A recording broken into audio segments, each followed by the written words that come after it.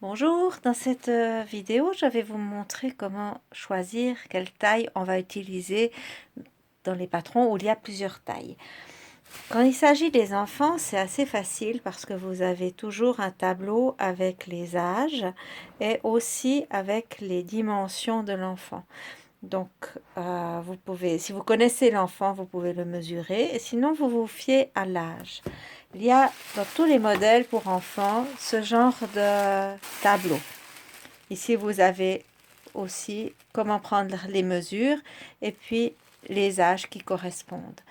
Si vous faites un vêtement d'enfant, par mesure de précaution, prenez plutôt l'âge en dessus que l'enfant a sur le moment, parce que le temps que vous fassiez le modèle, l'enfant peut grandir. Maintenant, pour les adultes, même si nous sommes tous faits pareil avec deux jambes, deux bras et une tête, nous avons tous des morphologies différentes.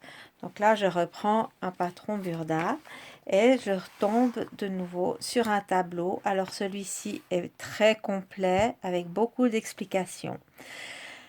Selon le vêtement qu'on veut faire, que ce soit une robe ou un pantalon ou une jupe, on va mesurer la partie la plus large.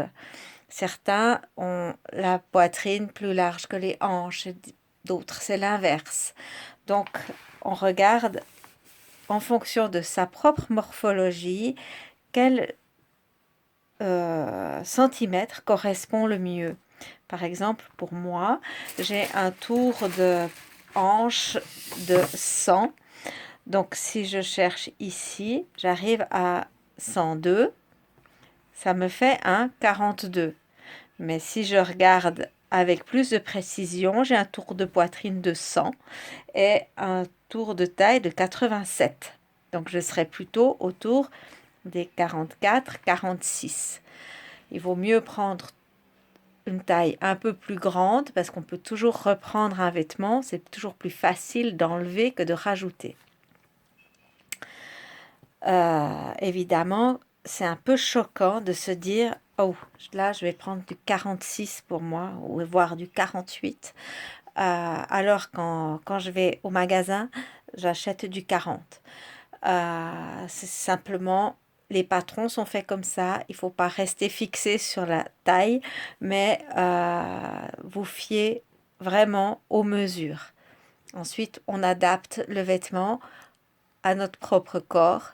Et c'est pas l'inverse. Quand on va acheter en magasin un vêtement, notre corps doit s'adapter au vêtement. Le vêtement, il bouge pas. Alors que quand on a la chance de le fabriquer, eh bien, c'est du sur-mesure. Donc, le vêtement s'adapte à notre corps. Et du coup, le vêtement est hyper plus confortable.